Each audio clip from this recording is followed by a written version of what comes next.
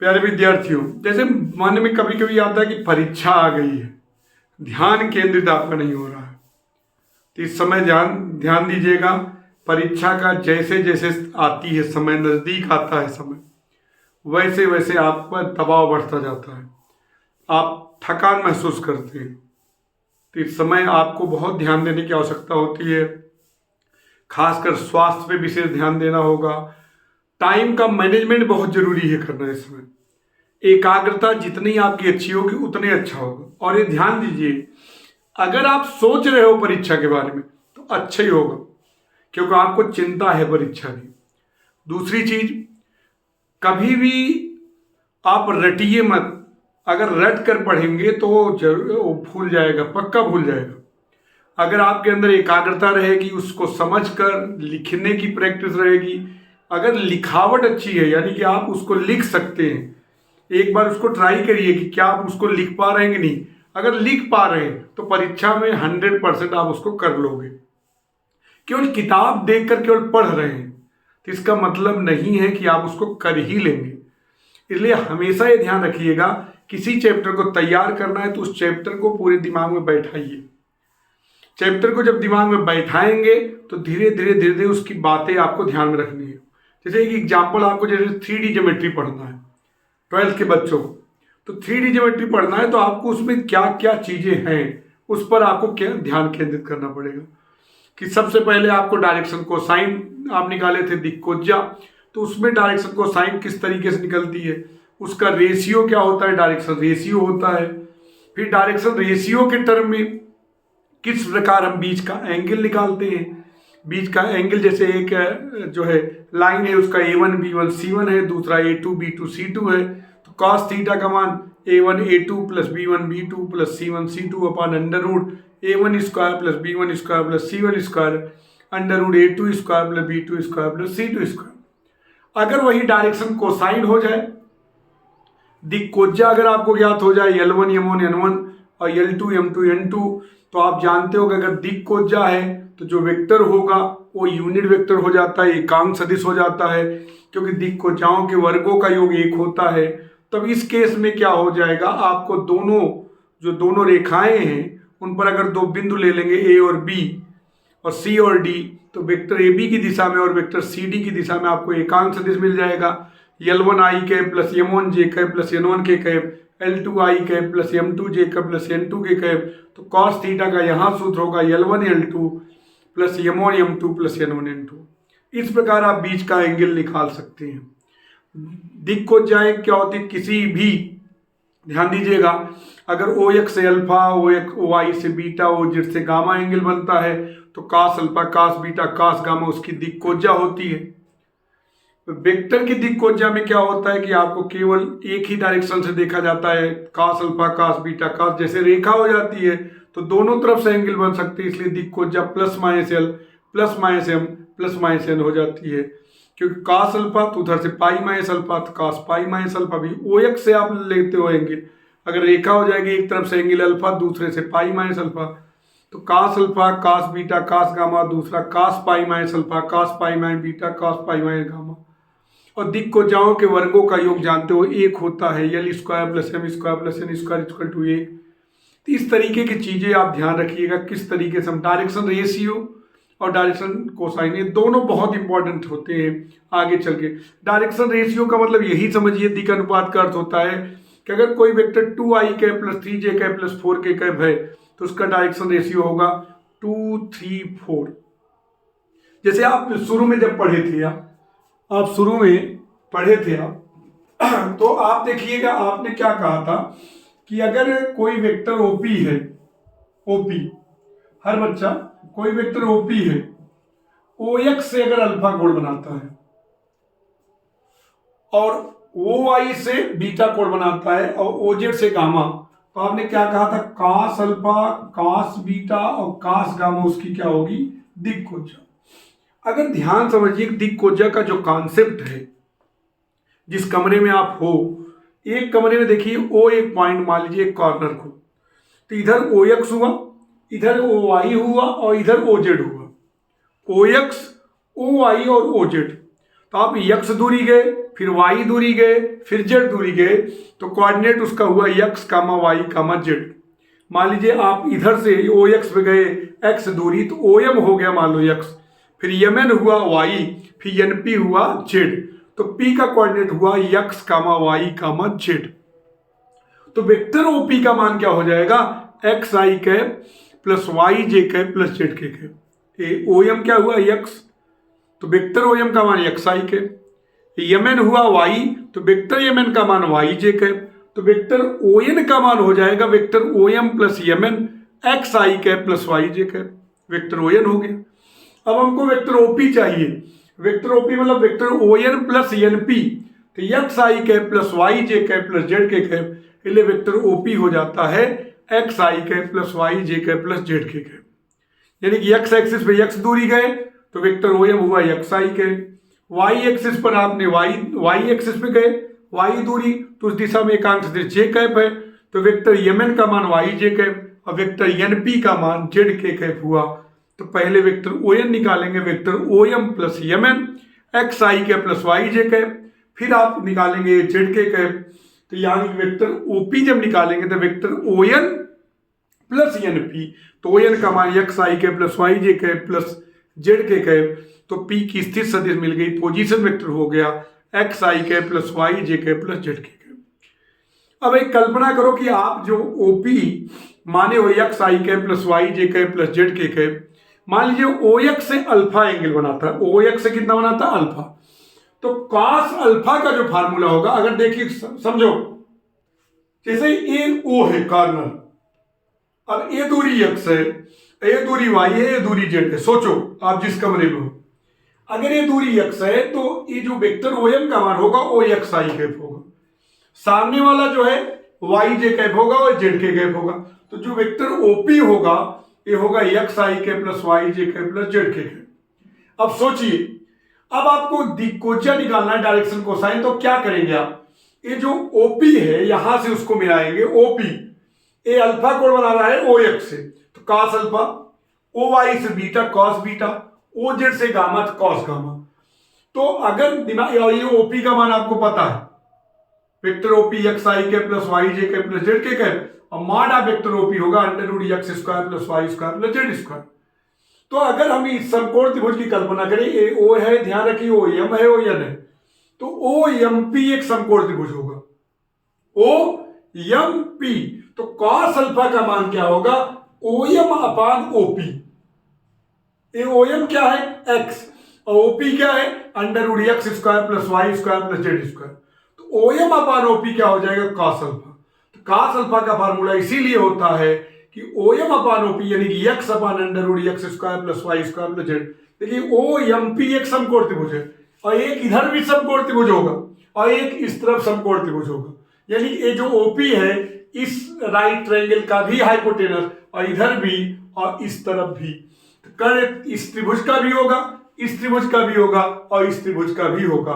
तो cos alpha अगर होगा तो x बटे under root x square plus y square plus z square, cos beta होगा तो y बटे under root x square plus y square plus z square, और cos गामा होगा z बटे under root x square plus y square plus z square.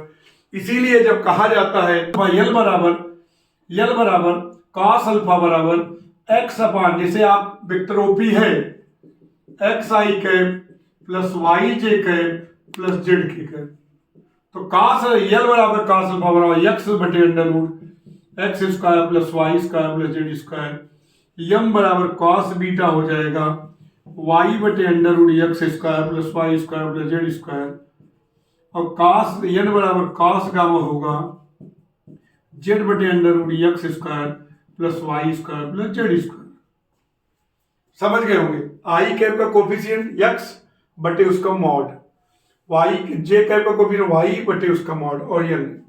अब तीनों के वर्गों का योग l square plus m square plus n square, cos square alpha plus cos square beta plus cos square gamma, और इसकी वैल्यू रखोगे तो x स्क्वायर बटे x square plus y square plus z square, y square बटे x square plus y square plus z square, z square बटे x square plus. एकाग्रता बहुत जरूरी है इसमें, और जितने एकाग्र रहेंगे उतने ही अच्छे से समझ में आएगा। क्योंकि 3D है, आपको सोचना भी बहुत है इसमें। ये कट गया तो L square plus M square plus N square, इसीलिए एक होता है। दिक्कोजाओं के वर्गों का योग क्या होता है? एक।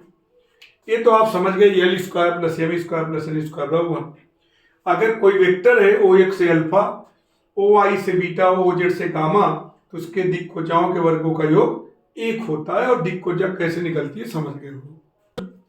जैसे आप दो पॉइंट हैं, किसी स्पेस में दो पॉइंट है, तो ये है मान लीजिए x1 y1 z1 और x2 y2 z2, यही है। तो जाहिर सी बात है वेक्टर OA जो होगा, वेक्टर OA, वो क्या होगा? वेक्टर OA का मान होगा x1 i cap plus y1 j cap plus z1 k cap. अभी प्रूव कराए थे कि p की पोजीशन वेक्टर अगर x y z है तो वेक्टर OB, और वेक्टर OB का जो मान होगा, ध्यान दीजिएगा, वो क्या हो जाएगा? वेक्टर OB का मान x2 i cap plus y2 j cap plus z2 k cap. अब हमको वेक्टर AB निकालना है, तो वेक्टर AB का मान हो जाएगा vector OB minus vector OA, displacement vector.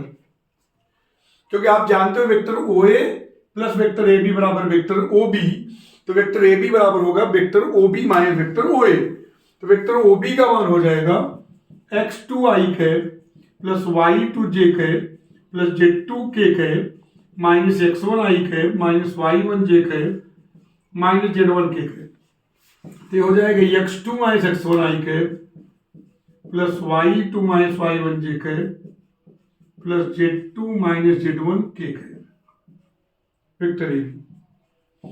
अब मुद्दा बनता है कि अगर इसका डायरेक्शन कोसाइन यानी कि इसकी दिक्कोजा निकालनी हो, तो अभी आपने फार्मूला सीखा कि क्या, मान लीजिए वेक्टर AB का जो मॉड है R आएगा, मान लीजिए क्या कि मॉड ऑफ वेक्टर AB क्या होगा? Under root x2 minus x1 का वर्ग प्लस y2 माइनस y1 का वर्ग प्लस z2 माइनस z1 का वर्ग, उसको हमने R मान लिया।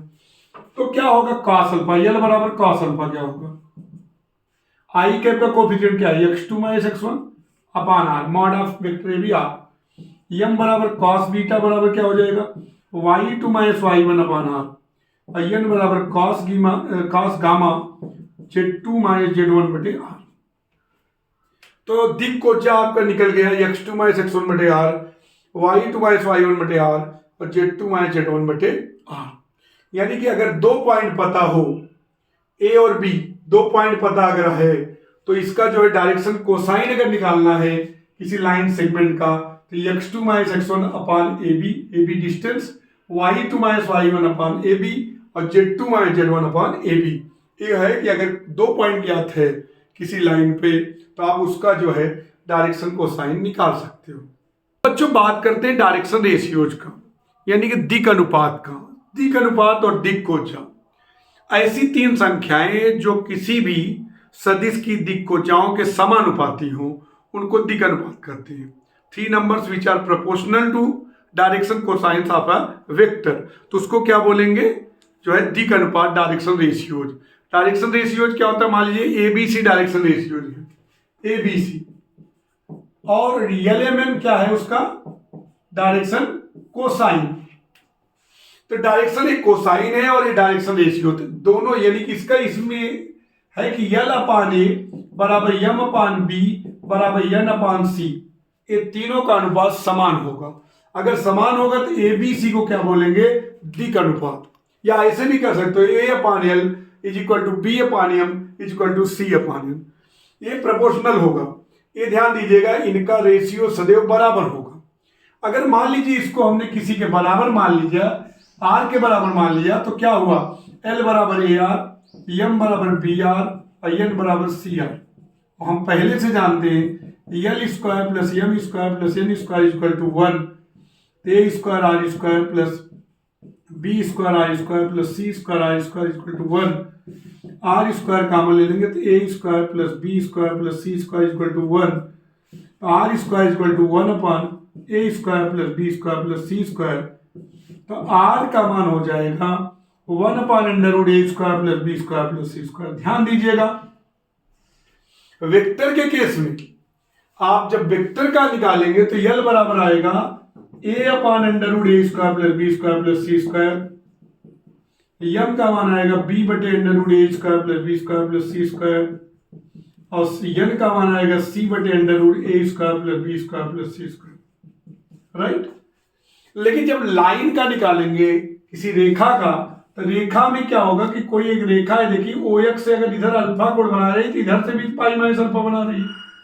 तो इस प्रकार इसमें दो प्रकार, इसमें तब रेखा का होगा तो ये प्लस माइनस हो जाएगा। तो आप इस प्रकार से इसका जो है डायरेक्शन कोसाइन निकाल सकते हैं। इसमें दो प्रकार होगा रेखा में, plus minus L, plus minus M और प्लस माइनस एम। इसी को आपको पढ़ना।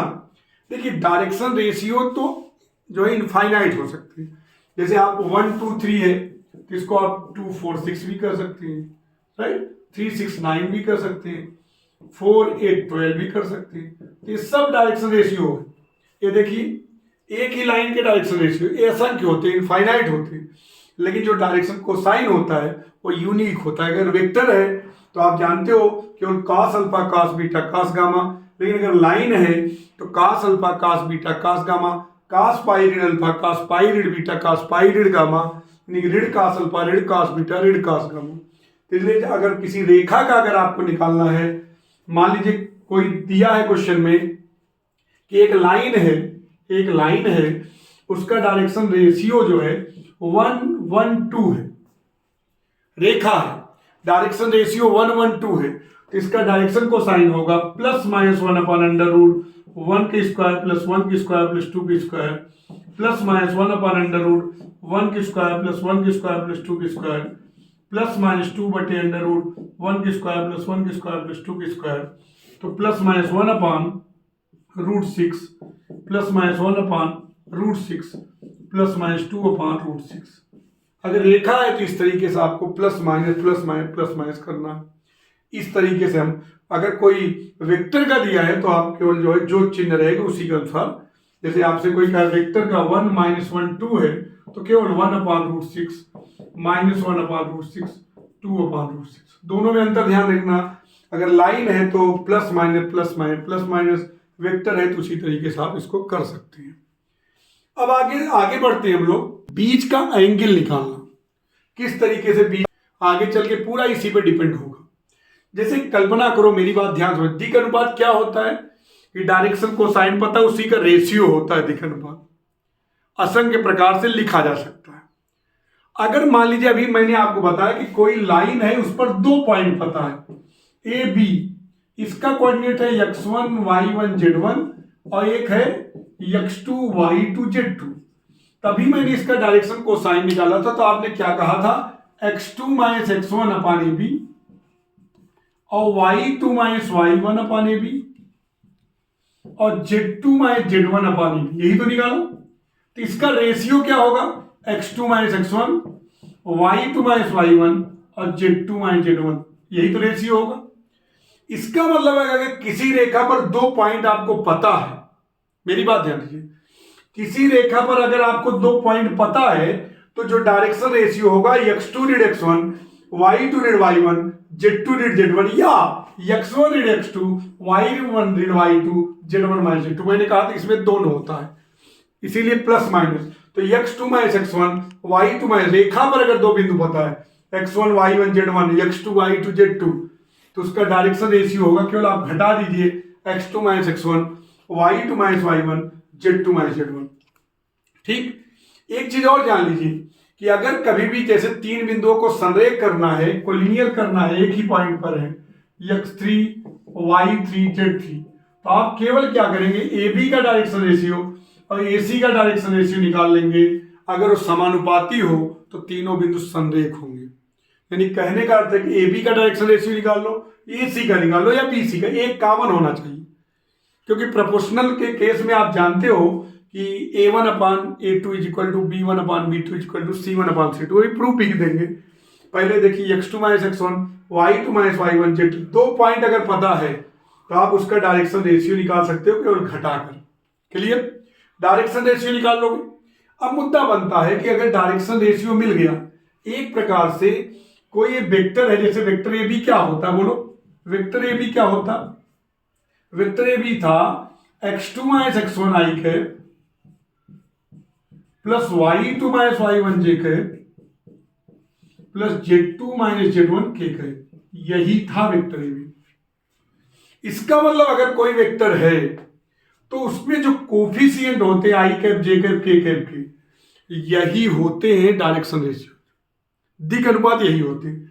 जो आई कोई भी वेक्टर है तो उसमें आई कैप जे कैप के कैप का जो कोफिशिएंट होता है यही होता है डायरेक्शन रेशियो। और जब इसमें आर का आपने डिवाइड किया मॉड ऑफ ए बी का, मॉड ऑफ ए बी का डिवाइड कर दिया, यानी कि जब आपने x2 माइनस x1, मान लीजिए mod of vector A B का मान आर है, आपने इसका डिवाइड कर दिया y2 minus y1 upon R और z2 minus z1 upon R, आपने आर का डिवाइड कर दिया। जब आर का डिवाइड कर दिया तो ये क्या बन गया, डायरेक्शन कोसाइन यानी कि दिक् कोज्या, यानी कि यल आई कैप प्लस यम जे कैप प्लस यन के कैप, और इधर भी आर का डिवाइड किया तो इधर यूनिट वेक्टर हो गया। क्या बन गया, यूनिट वेक्टर। इसका अर्थ है, मेरी बात ध्यान समझिएगा, अगर किसी रेखा का डायरेक्शन कोसाइन यल यम एन है तो जैसे मान लीजिए दो बिंदु ए और बी ले लिए रेखा पर, तो उसका डायरेक्शन कोसाइन यल यम एन है तो उस दिशा में आपको यूनिट वेक्टर मिल गया यल आई कैप प्लस यम जे कैप प्लस एन के कैप।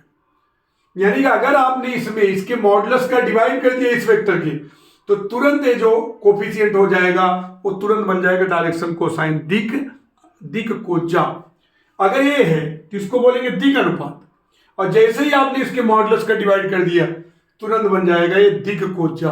यानी कि यल, वैसे भी देखो ये यूनिट वेक्टर क्यों, क्योंकि इसका मॉडुलस क्या होगा, under root l square plus m square plus N square, और l square plus M square plus N square का मान 1 होता है।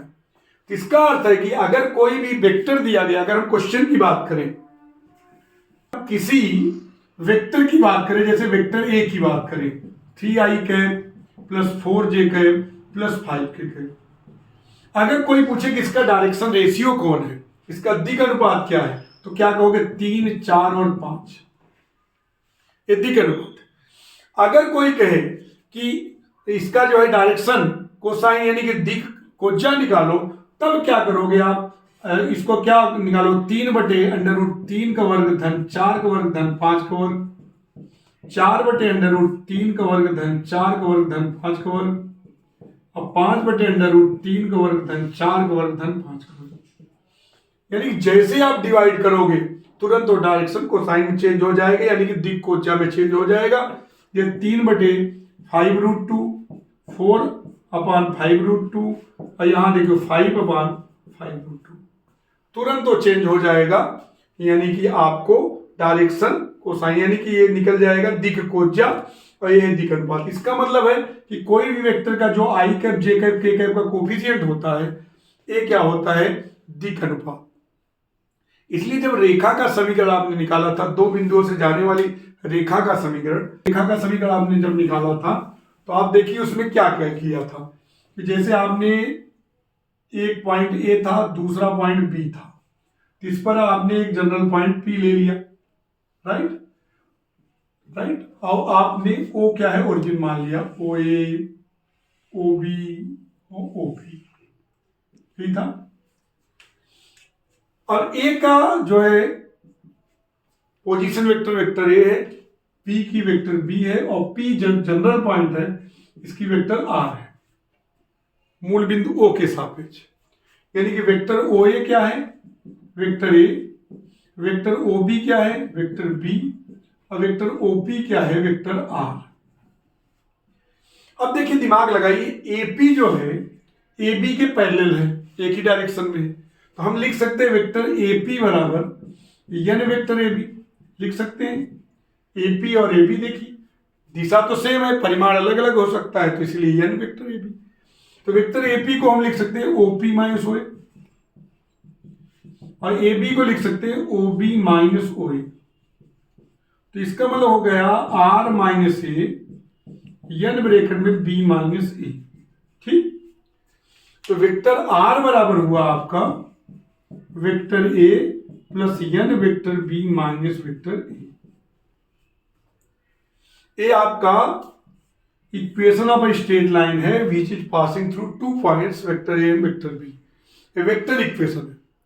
अगर इसी को हमको कार्टेशियन बदलना होता, जैसे मान लीजिए इसका कोऑर्डिनेट x1 y1 z1 होता और इसका कोऑर्डिनेट x2 y2 z2 होता और इसका होता x y z, तो अब हम क्या कर सकते थे, r की जगह लिखेंगे एक्स आई कैप प्लस वाई जे कैप प्लस जेड के कैप, ए की जगह लिखेंगे x1 आई cap plus y1 j cap plus z1 k cap, यानी बी की जगह लिखेंगे x2 आई कैप प्लस y2 जे कैप और प्लस z2 के कैप माइनस x1 आई cap minus y1 j cap minus z1 k cap, यही होता।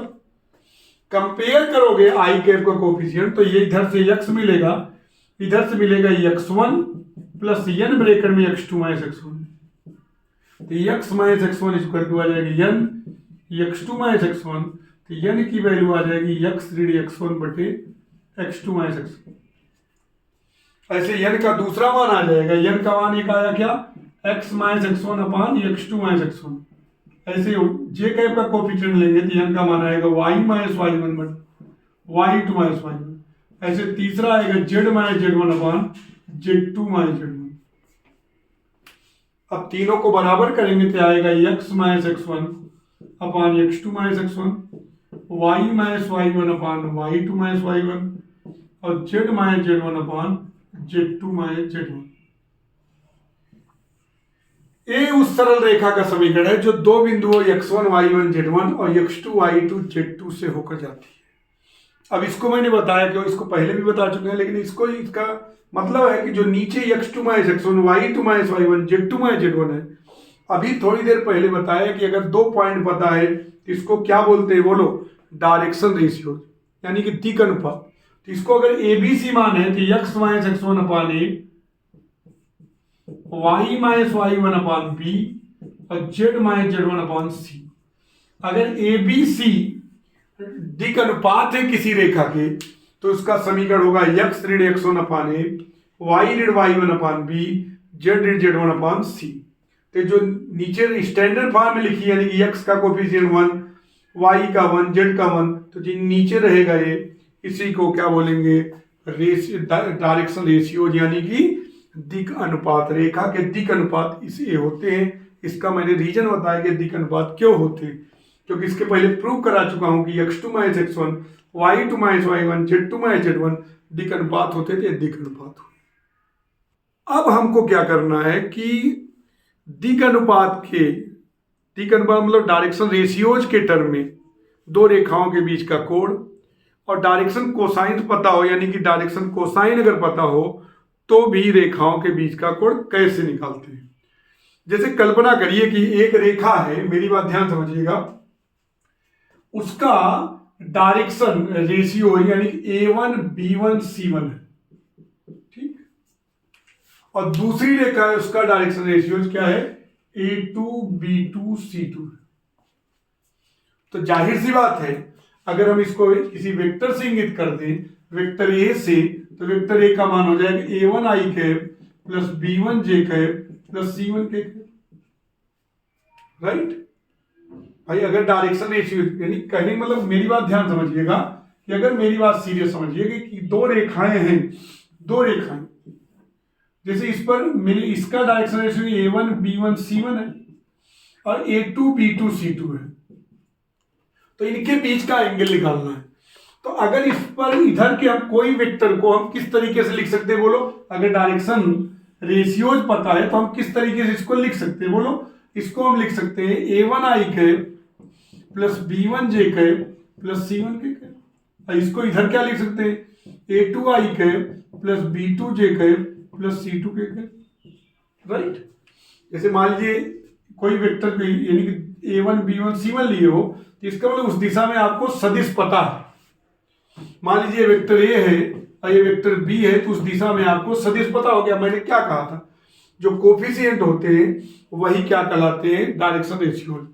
अब मुद्दा बनता है कि गुरुजी अगर मान लीजिए 1 2 3 है तो 2 4 6 भी तो हो सकता है। वो तो जानते हो जो बीच का एंगल होता है वो डिपेंड नहीं करता कि कौन सा वेक्टर ले रहे हो, क्योंकि अगर ध्यान दो cos थीटा का सूत्र क्या होता है, A dot B upon mod of A mod of B.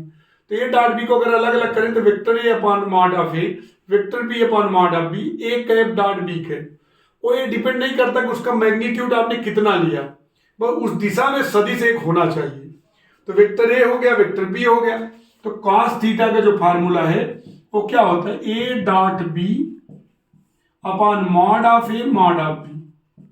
तो ए डॉट बी अगर निकालोगे तो क्या मिलेगा बोलो, a1 a2 plus b1 b2 plus c1 c2 upon mod of a, यानी a1 square plus b1 square plus c1 square a2 square plus b2 square plus c2 square. यानी कि मेरी बात ध्यान दीजिएगा, अगर ये ध्यान दीजिए कॉस थीटा ए कब लगता है, जब दो रेखाएं उनका दिक अनुपात पता हो, यानी डायरेक्शन रेशियोज पता हो, तब आप उनके बीच का एंगल निकाल सकते हो। Cos theta equal to a1 a2 plus b1 b2 plus c1 c2 upon a, और लंबवत होने पे आप जानते हो थीटा के जगह क्या रखेंगे 90, तो कॉस 90 डिग्री, कॉस 90 डिग्री अगर कर लेंगे तो a1 a2 plus b1 b2 plus c1 c2 upon under root a1 square plus b1 square plus c1 square under root a2 square plus b2 square plus c2 square,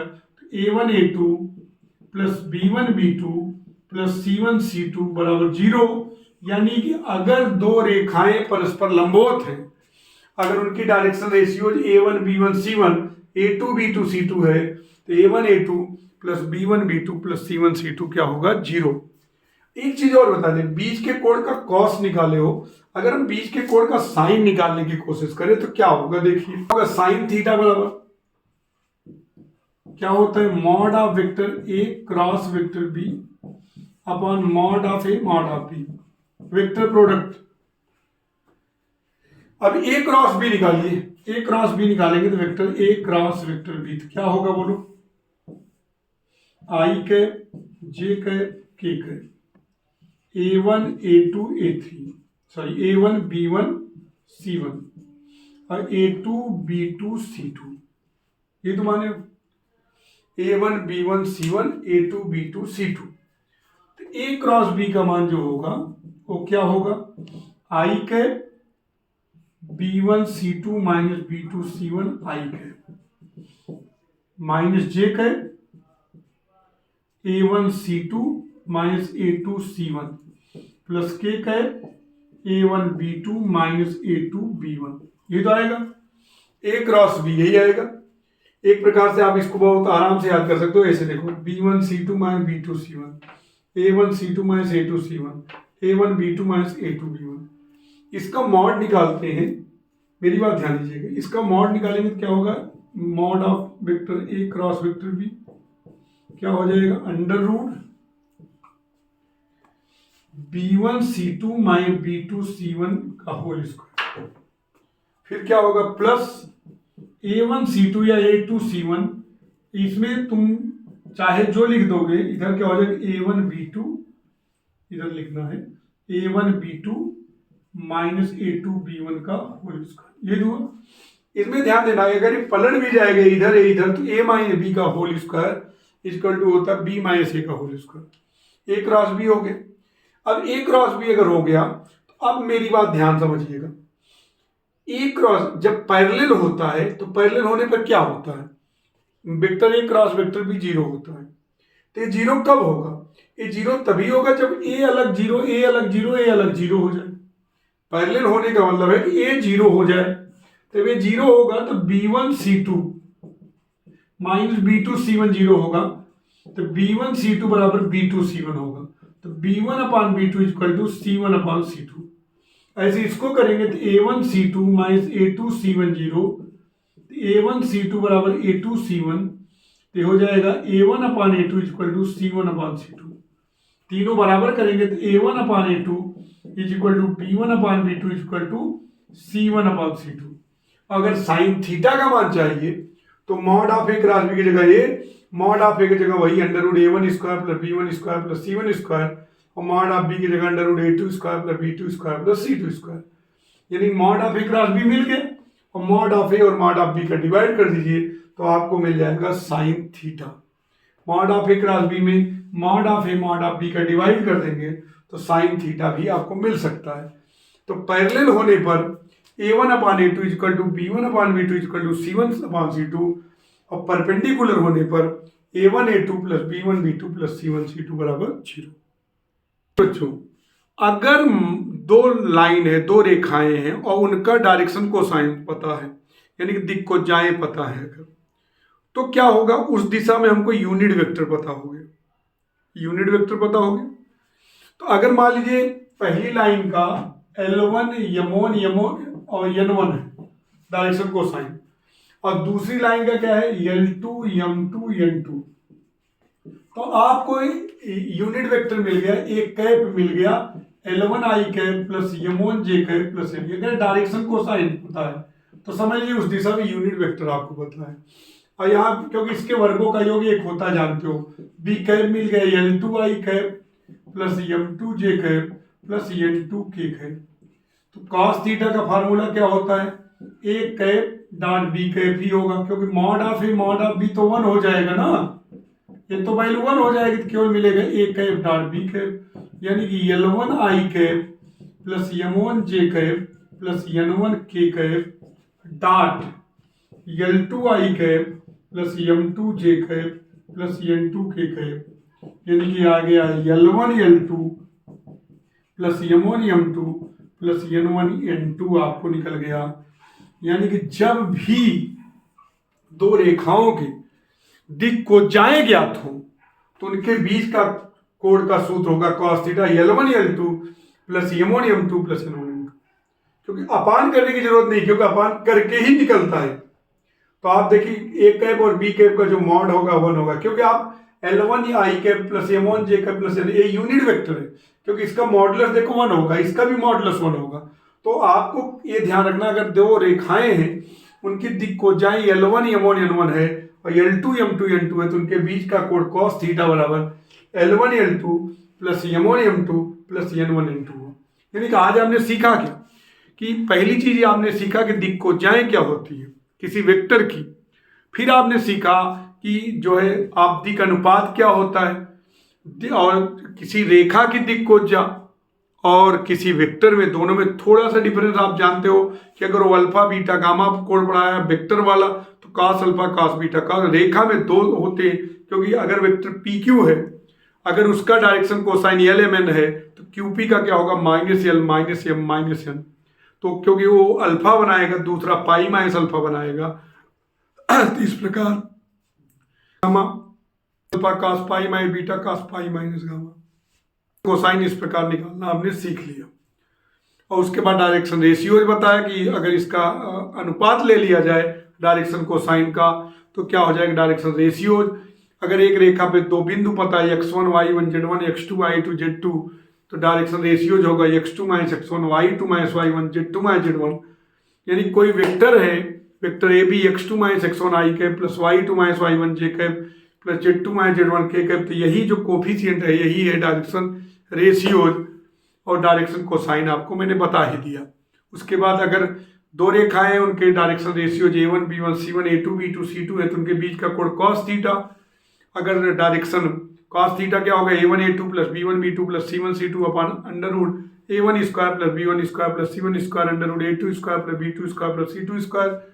अगर direction cosine पता है तो cos theta L1 L2 plus M1 M2 plus N1 N2 बराबर N1 N2, cos theta equal to L1 L2 plus M1 M2 plus N1 N2। अगर लंबवत है, direction cosine पता है, लंबवत है तो L1 L2 plus M1 M2 plus N1 N2 0, और पैरेलल है तो उसी की तरह L1 अपान M1 बराबर L2 अपान M2 प्लस L3 अपान M3। पैरेलल के केस में कब, जब दिक्कोजाएं ज्ञात हो, दिक् अनुपात ज्ञात होते A1 A2 और दिक्कोजाएं ज्ञात होती L1 L2 plus M1 M2 plus N1 N2 0, L1 अपान M1 प्लस L1 अपान M1 बराबर L2 अपान M2 बराबर L3 अपान M3, ये पैरेलल के केस में, ये परपेंडिकुलर के केस में। शेष बाद में कराएंगे अगले वीडियो में, तब तक के लिए इसको बार बार दोहरा के समझ लीजिए।